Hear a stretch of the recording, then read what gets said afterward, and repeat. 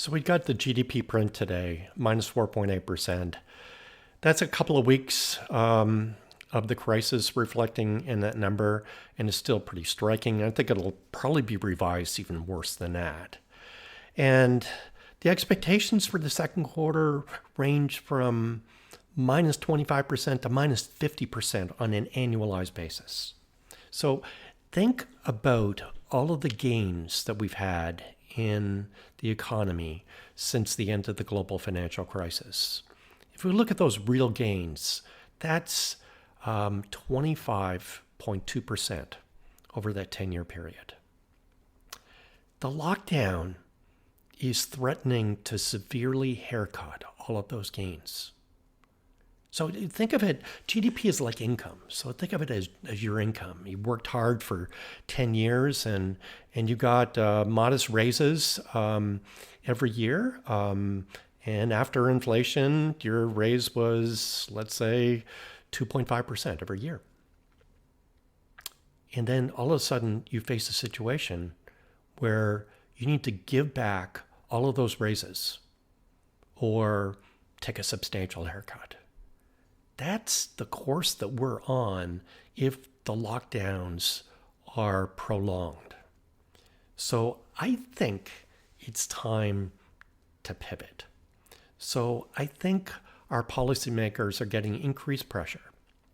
The sort of forecasts that were made initially in terms of U.S. deaths being 200,000 or even more. Indeed, some of the early forecasts had the numbers beyond 1 million. So those forecasts turn out to be false. This is serious, obviously, but it's not as serious as the initial forecasts, and the sort of actions that were taken were based upon those initial forecasts.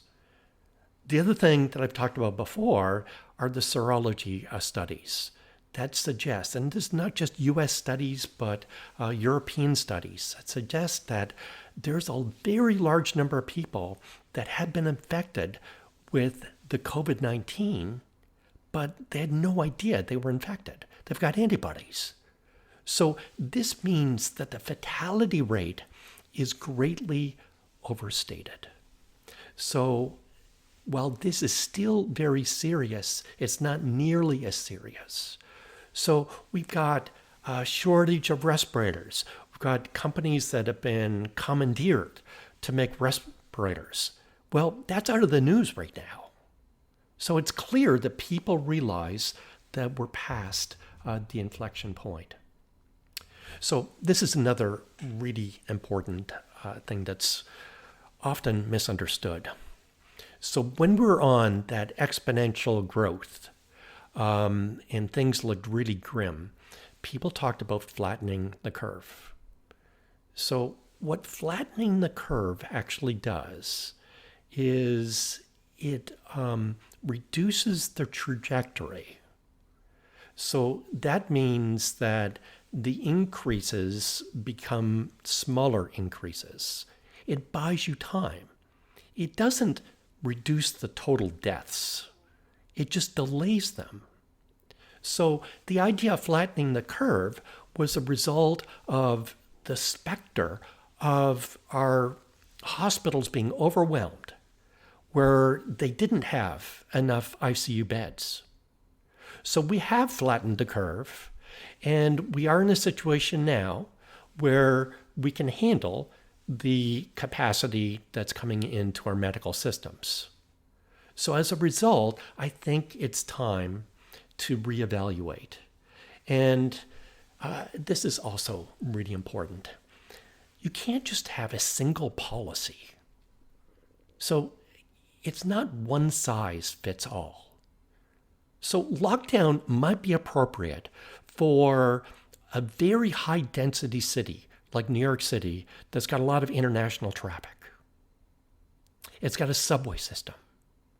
But the same sort of response doesn't necessarily make sense in a more rural location or where the density is a lot less. So applying the same policy in many different locations doesn't make a lot of sense. We need a much more targeted policy. And the other issue is just the differential risk amongst different segments of our population. Obviously, the older segment of our population is at much higher risk. For younger people, this is not much different than a regular flu. So the risk is trivial to them, yet they're being effectively punished by the lockdown policy.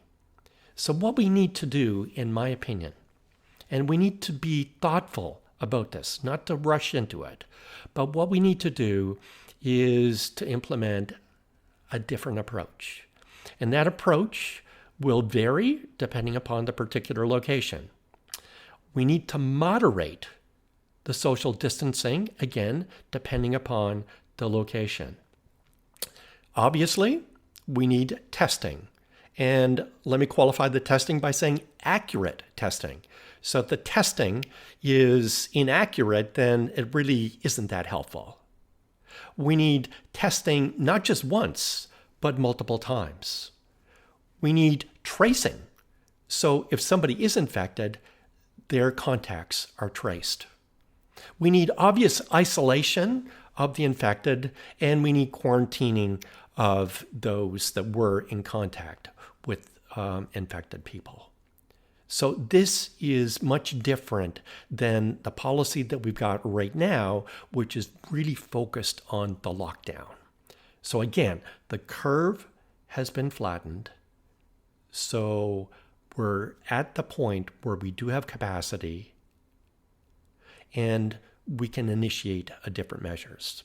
Let me end with one other implication of flattening. I said that flattening doesn't reduce the total deaths, and let me qualify that, because technically what you could do is sort of flatten for a very long period of time and then eventually buy enough time so that there is a vaccine or a pharmacological solution.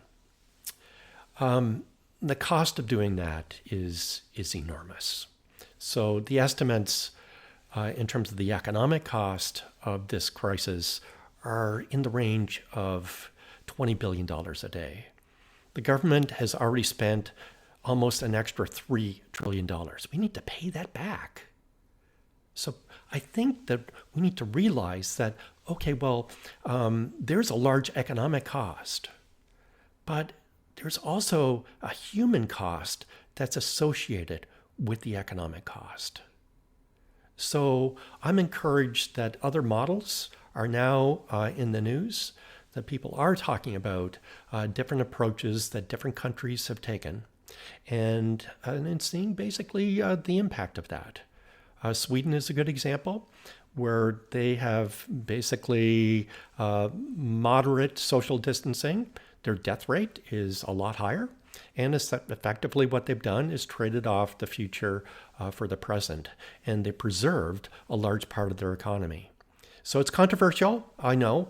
And what I would like is, again, a well thought out discussion and a policy response that is tailored to the particular geographic location as well as the demographic factors. And I think that will be an improvement. We need to begin to stop the bleeding in our economy.